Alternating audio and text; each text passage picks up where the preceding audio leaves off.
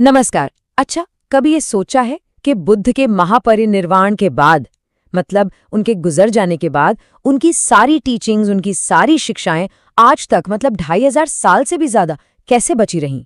ये कोई जादू नहीं था, पता है? इसके पीछे एक पूरा सिस्टम था, एक पूरी प्रक्रिया थी। तो आज हम लोग बस उसी प्रक्रिया की कहानी में गोता लगाने वाले हैं। तो चलिए इसको एक fast paced exam review session की तरह लेते हैं। टॉपिक एकदम क्लियर है, बौद्ध धर्म को वक्त की धूल में गुम होने से कैसे बचाया गया। तो फिर तैयारी शुरू की जाए। ठीक है, हमारे रिव्यू का पार्ट 1। इसमें हम बात करेंगे 4 बहुत ही जरूरी बौद्ध संगीतियों की, मतलब काउंसिल्स की, और उनसे निकले 4 बड़े नतीजों की। ये वो मोड़ थे जिन्होंने बौद्ध धर्म का नक्शा ही बदल दिया। तो कहानी शुरू होती है बुद्ध के महापरिनिर्वाण के ठीक बाद। लगभग 483 ईसा पूर्व की बात है। जगह थी राजगृह। यहाँ पर हुई पहली बौद्ध संगीति। अब देखिए, माहौल ऐसा था कि सबको चिंता थी कि बुद्ध की असली शिक्षाएं कहीं खो न जाएं। तो महाकश्यप की लीडरशिप में और राजा अजातशत्रु के सपोर्ट से सबसे जरूरी काम किया गया। यहीं पर विनय पिटक यानी भिक्षुओं के लिए नियम कानून, और सुत्त पिटक यानी बुद्ध के सारे उपदेश, इनको जुबानी तौर पर एक साथ लाया गया। याद रखिए, सब कुछ मौखिक था, लिखा कुछ नहीं गया था। अब ठीक 100 साल आगे चलते हैं। 383 ईसा पूर्व, वैशाली। यहाँ दूसरी संगीति हुई और यहाँ मामला थोड़ा बिगड़ गया। मठ के कुछ नियमों को लेकर भिक्षुओं में बहस छिड़ गई, जिसे सुलझाया नहीं जा सका। और नतीजा, संघ में पहली बार एक बड़ी फूट पड़ गई। यहीं से 2 रास्ते निकले। एक था स्थविरवाद, जो पुराने नियमों पर अड़े थे, और दूसरा था महासांघिक, जो थोड़े बदलाव चाहते थे। अब कहानी पहुंचती है सम्राट अशोक के समय में, लगभग 250 ईसा पूर्व, पाटलिपुत्र में। यहाँ हुई तीसरी संगीति। ये बहुत बड़ी थी। अशोक के सपोर्ट से यहाँ मठों के अंदर जो गलत चीजें आ गई थीं, उन्हें साफ किया गया। अभिधम्म पिटक को आखिरी रूप दिया गया।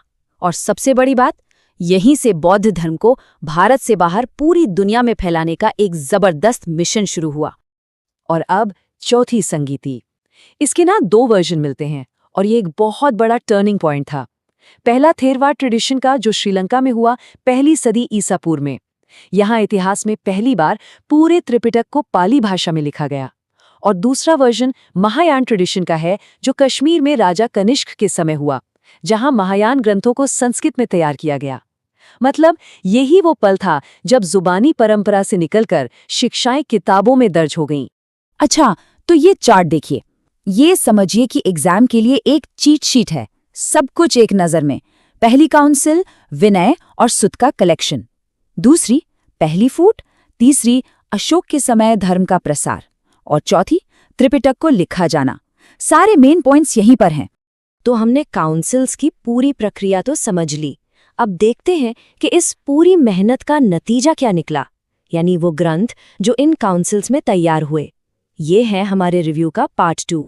इन सारी काउंसिल्स से जो निकल कर आया, उसे हम जानते हैं त्रिपिटक के नाम से। पाली में इसे त्रिपिटक भी कहते हैं। ये बौद्ध धर्म का सबसे मुख्य ग्रंथ है, और इसका मतलब बहुत सीधा सा है, 3 टोकरियां। तो ये 3 टोकरियां कौन सी हैं? पहली, विनय पिटक यानी अनुशासन की टोकरी। दूसरी, सुत्त पिटक यानी उपदेशों की टोकरी। और तीसरी, अभिधम्म पिटक यानी गहरे सिद्धांतों की टोकरी। चलिए एक एक करके इन तीनों को फटाफट समझते हैं। पहली टोकरी है विनय पिटक। इसे आप मठ में रहने का संविधान समझ सकते हैं। इसमें भिक्षुओं और भिक्षुणियों के लिए सारे नियम कानून हैं, उनकी पूरी आचार संहिता है। संघ यानी पूरा मठ का समुदाय कैसे चलेगा, क्या करेगा, क्या नहीं करेगा, सब कुछ इसी में है। अब आते हैं सुत्त पिटक पर।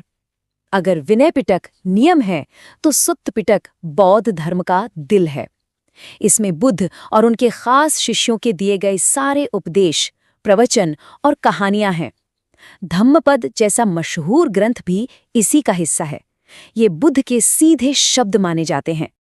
और हमारी आखिरी टोकरी है अभिधम्म पिटक। ये थोड़ा गहरा है। ये समझिए कि बौद्ध धर्म की फिलॉसफी और साइकोलॉजी की किताब है। इसमें बुद्ध की शिक्षाओं का बहुत ही सिस्टमैटिक विश्लेषण किया गया है। मन कैसे काम करता है, ये दुनिया क्या है, असलियत क्या है, इन सब गहरे सवालों के जवाब इसमें तलाशे गए हैं। ठीक है, अब हमारे रिव्यू के आखिरी हिस्से में हम इन सारी कड़ियों को जोड़ते हैं।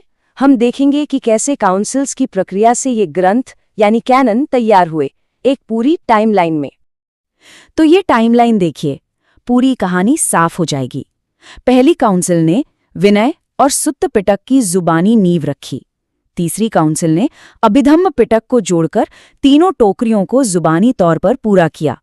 और फिर आखिरकार श्रीलंका में हुई चौथी काउंसिल में इस पूरे त्रिपिटक को पाली भाषा में लिख दिया गया। सदियों की मेहनत, तब जाकर ये ग्रंथ तैयार हुए। तो इस पूरी कहानी का, इस पूरी मेहनत का सार क्या है? सबसे बड़ी सीख क्या मिलती है हमें? चलिए आखिरी बात पर आते हैं।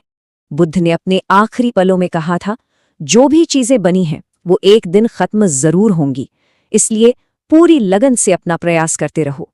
ये जो काउंसिल्स हुए, ये इतनी बड़ी कोशिश, ये बुद्ध के उन्हीं आखिरी शब्दों का सबूत है। ये इस बात को दिखाता है कि जो चीज नश्वर है उसे बचाने के लिए कितनी मेहनत और लगन की जरूरत होती है। और ये सब हमें एक आखिरी सवाल पर लाकर खड़ा कर देता है। अगर किसी शिक्षा को एक बार लिख दिया जाए तो क्या वो उसके बाद भी बदल सकती है, विकसित हो सकती है? ये एक बहुत गहरा सवाल है कि एक पक्की लिखी हुई किताब और एक जीती जागती परंपरा के बीच क्या रिश्ता होता है। इस पर सोचिएगा जरूर।